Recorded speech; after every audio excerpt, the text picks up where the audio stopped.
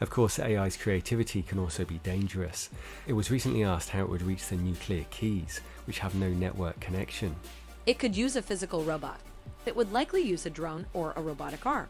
AI is good at planning, so it could easily find a way to overcome guards. Is that true?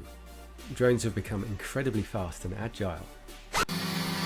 This is the video that caught federal investigators' attention. Police say 18-year-old Austin Howard of Clinton, Connecticut is the mastermind behind this homemade gun-mounted drone. You can make a swarm of assassin drones for very little money.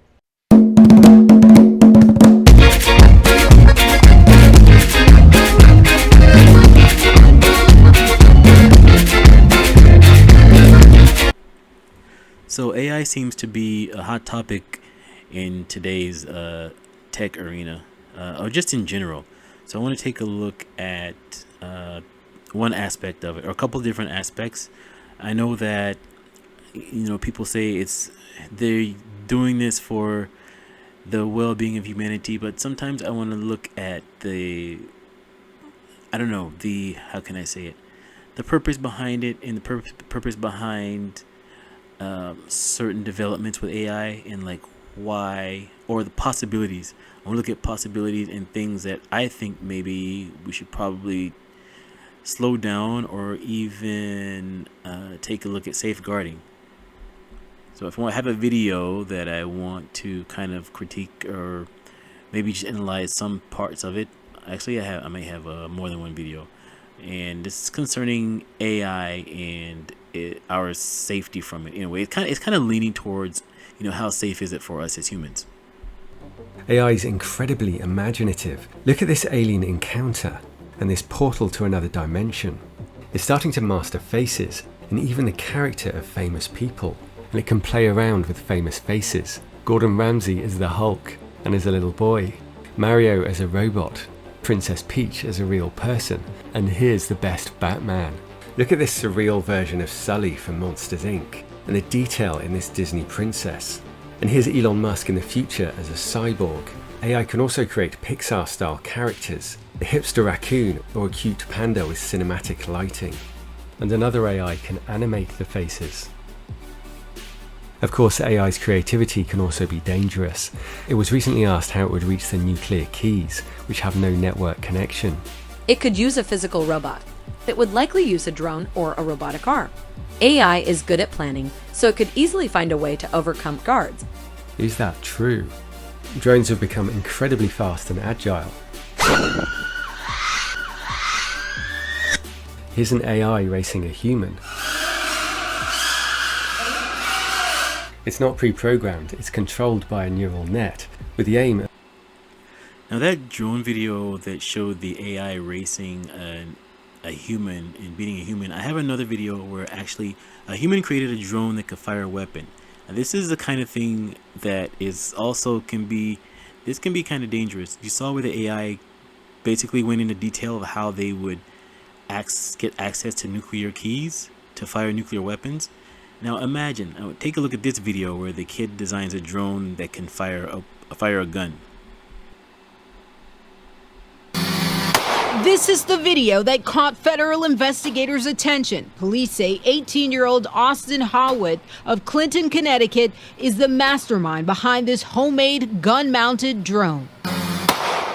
The video posted to YouTube gained more than 1.7 million views. One person writing, quote, "Strange and a scary thought for someone to be using a drone to carry a firing gun."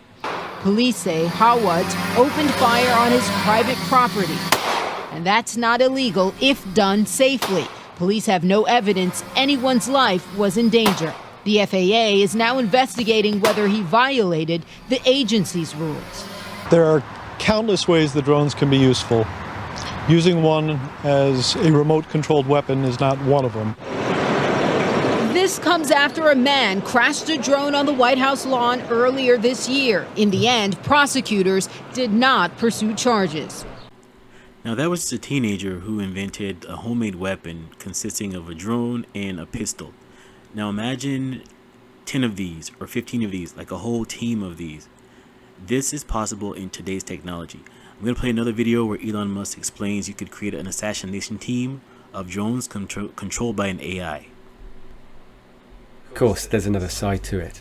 You could make a swarm of assassin drones for very little money by just taking the Face ID chip that's used in cell phones and having a small explosive charge and a standard drone, and have them just do a grid sweep of the building until they find the person they're looking for, ram into them and explode. You can do that right now. No new technology is needed. Right now. The drones could be controlled remotely or operate autonomously. The possibilities are endless. At the moment, AI would need to be instructed, and if it becomes self-aware, it would have many options. Or This is my question here. Like right now, they said it could be self-instructed. Not self-instructed. It could be instructed. Who's programming this? It said before it became self-aware. This is kind of like I want to look at this in two different directions. The first direction I want to look at this is in who's programming.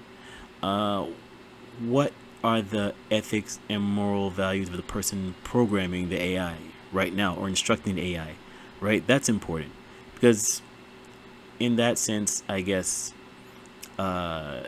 it doesn't make a difference. It's still a human making the call, making the judgments. There's things like this going on today, and we as humans are still making good and bad judgments and good and bad, basically good and bad judgment calls. Okay, now, from the other perspective, if the AI becomes self-aware, this is where I feel is dangerous. Even more dangerous, because we already have to deal with the danger of ourselves, which we become accustomed to. I think we become comfortable.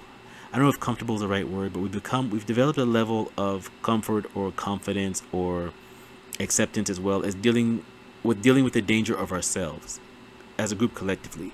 But now dealing with the danger of an artificial intelligence, again, it goes back to what type of mind is creating this or influencing it, right? And if it does become self-aware, how will it be influenced? That, to me, is where the beginning of the danger lies. This next segment digs into the details of becoming self-aware and how that process works.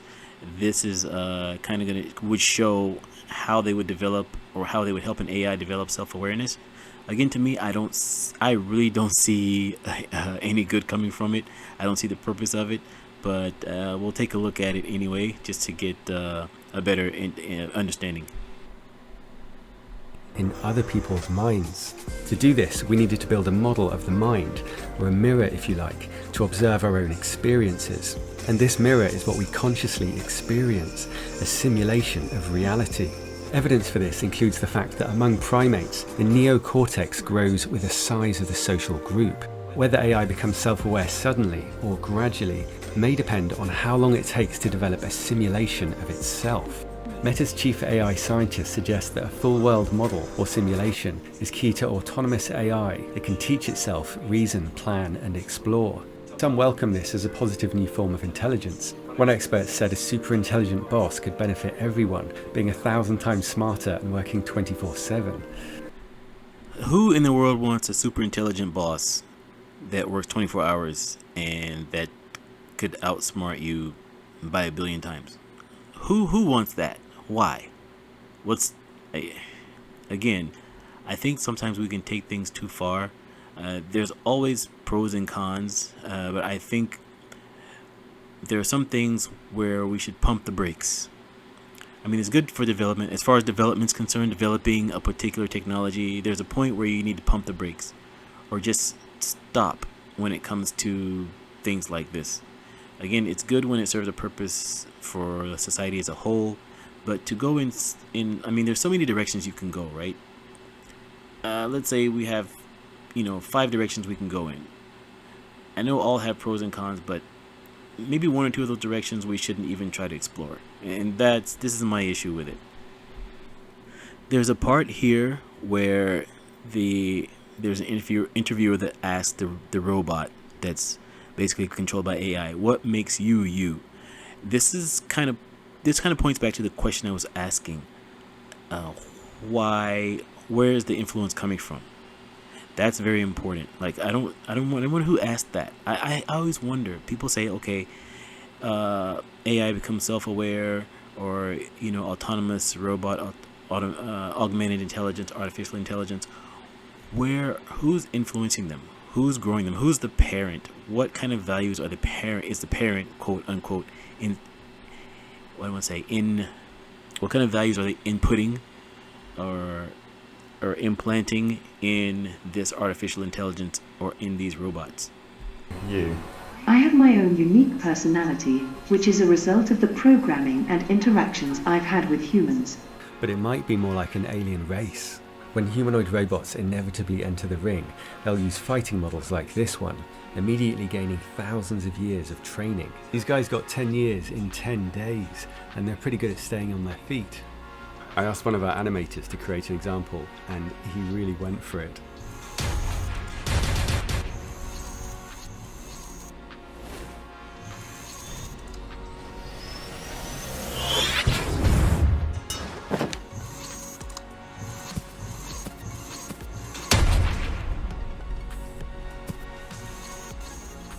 And it's not expected to be like most movies. An AI could have many bodies and dump them at any time. I know that was an animation, but again, it kind of raises thoughts and concerns about the possibilities of AI and how they could affect us in our everyday life, or how they could help us and how they can hurt us. The videos, and there's a series of videos that go on about the possibilities of AI. Even, of course, to me, they ask silly questions. What kind of people would you date? That's a whole other video and topic. That there were some things that would annoy me too. Just the fact that you asked that question. But again, let me know what you think. I do think there's pros and cons, and I think there are certain areas we should just kind of not even try to explore, and just look at everything under the umbrella of being harmless to humans or harmless to life in general. Again, let me know what you think, and thank you so much for listening.